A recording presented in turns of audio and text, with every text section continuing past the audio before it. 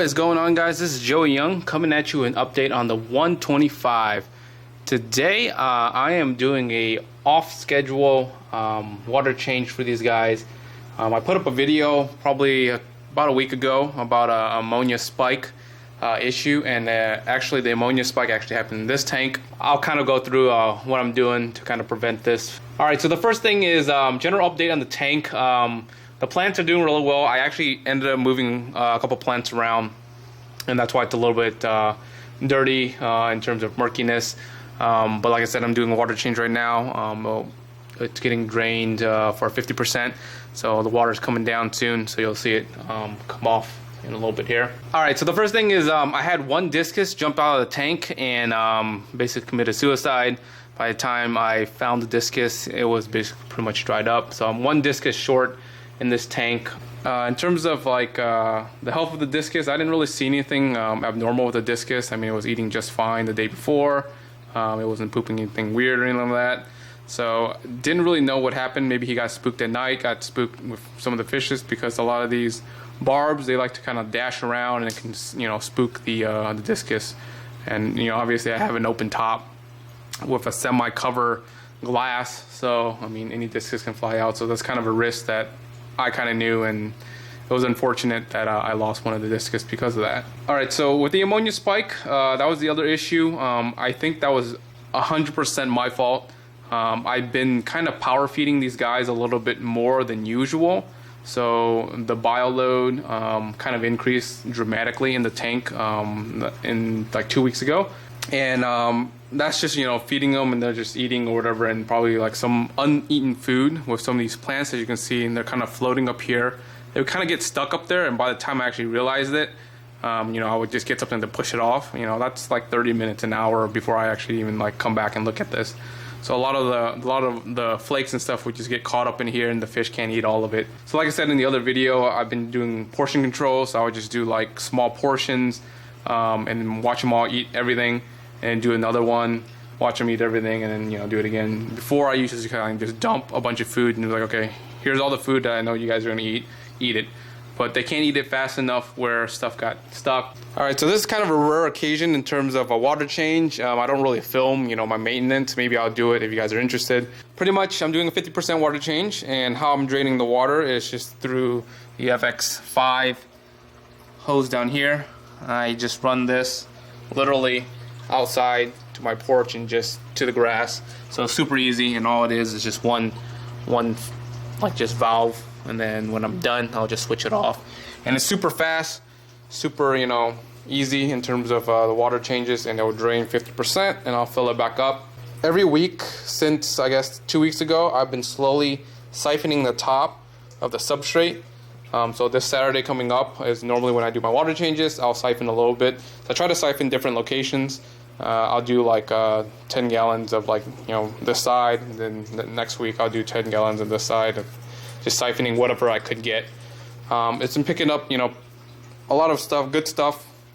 So I'll probably continue that. All right, so let's get a nice shot of the plants up top here. Kimberly, super nice.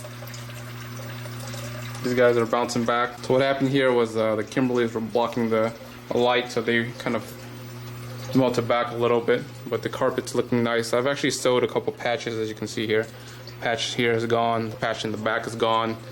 Alright, so here's my new fish, I guess, to the tank. I bought actually 2 pairs of Starlight Plecos.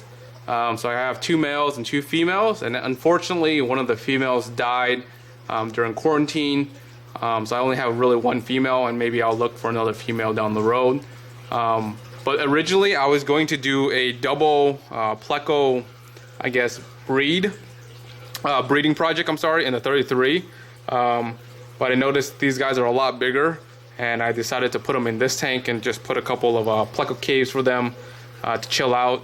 So I got some Starlight Plecos. If you don't know what they look like, you know, obviously you can see them here, but these are adult, and the white spots on their body is pretty much very small now, but when they're like juvenile, when they're tiny, they're actually really, really nice. So basically think of a gold nugget Pleco with the yellow spot, just straight up white, so it'll be like black and white. And these are our bristlenose, so it's pretty much like all the good bristlenose. They stay small, and also they eat really good algae.